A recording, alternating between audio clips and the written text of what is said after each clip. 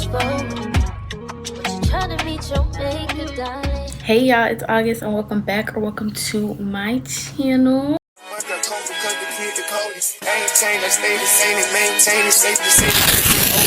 gang, I'm never switching over. Made a lane and niggas can't get over. I can't mess with rappers, they be bogus. Rather get the pack and keep it open. Big dripper stand up in the ocean. Everybody trapping, we get lost. And as you can see by the title, we are doing a back to school Q&A. So I posted on my Instagram and my TikTok for y'all to ask me questions and I'm gonna answer them.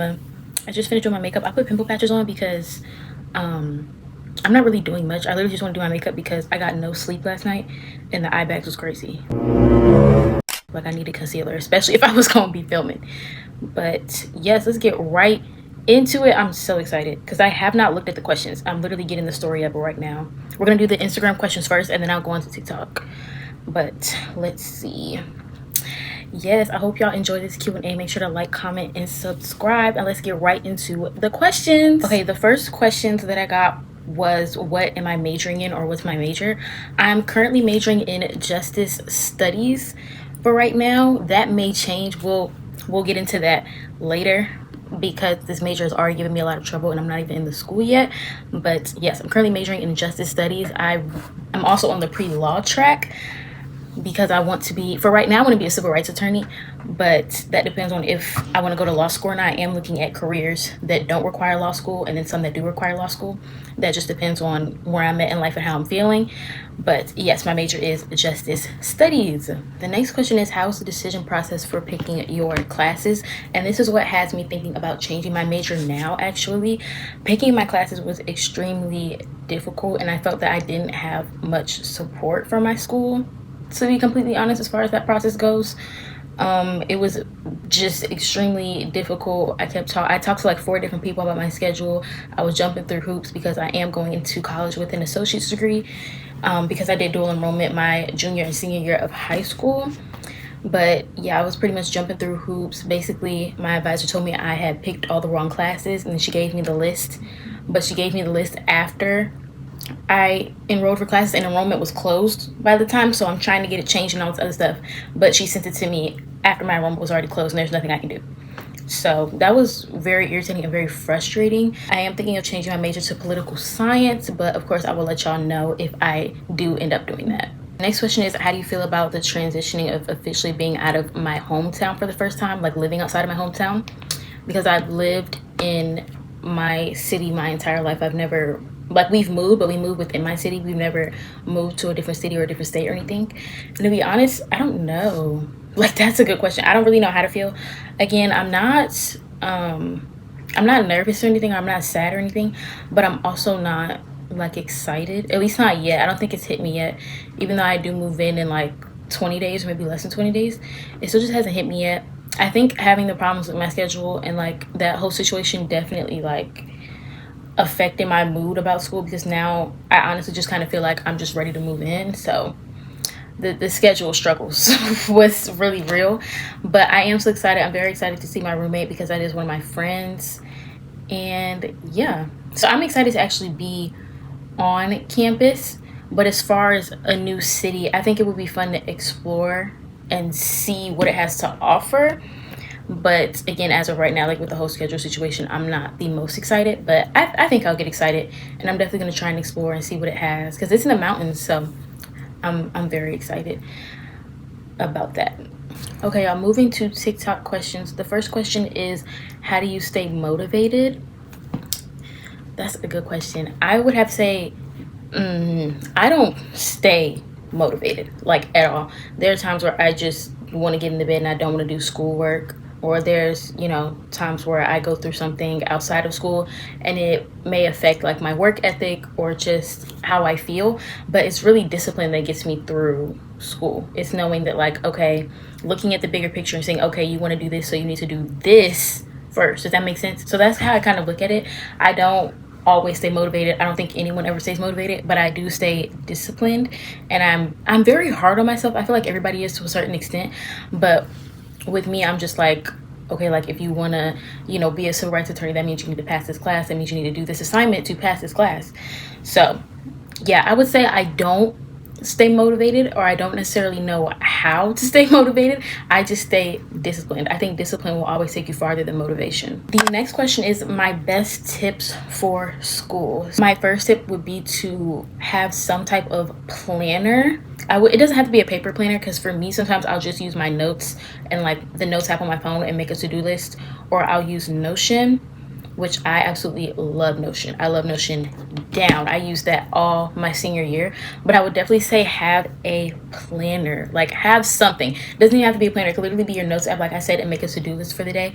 But you need to have something that helps you see all of your assignments, all of your extracurriculars, all of your plans with your friends. Like, you got to schedule that out. You need to be able to see that so you're not missing anything. So I would say that's one of my best tips. Another tip I would say is stay out of the drama.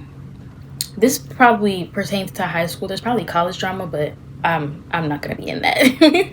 But stay out of drama. I know sometimes you can get dragged into drama and you're like, I didn't even do this. I don't know what just happened.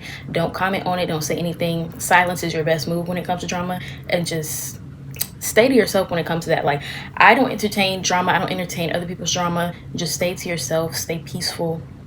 And just don't even give it a second thought, honestly, because it takes so much out of you and it drains your mental so much when you are involved in drama, whether it is your own or other people's. So I would say just stay out of drama. I would say my last tip for school, this might not be school related, but I feel like it can be, is to leave that boy alone. Like, wait, that sounds crazy, but hear me out.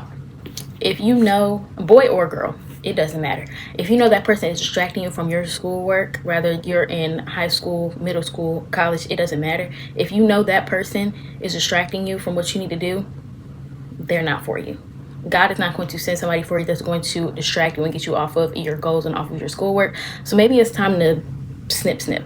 Okay? Like, and I'm gonna keep it real with you. Like, if it's taking your grades down and it's just not positively affecting you or your mental at all, and you just feel like you can't show up for school the way you need to, it's time to let that person go.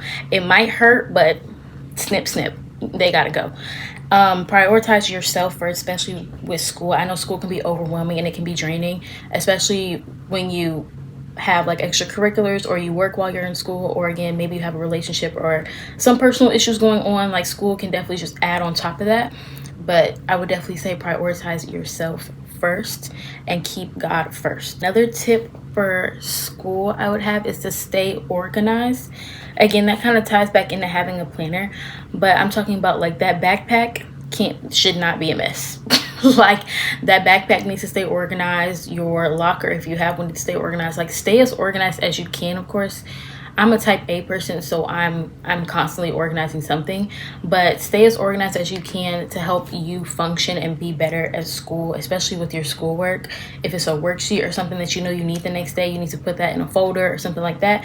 So I would say stay organized. Staying organized helped me all throughout my senior year, and it's definitely going to help me throughout my college years.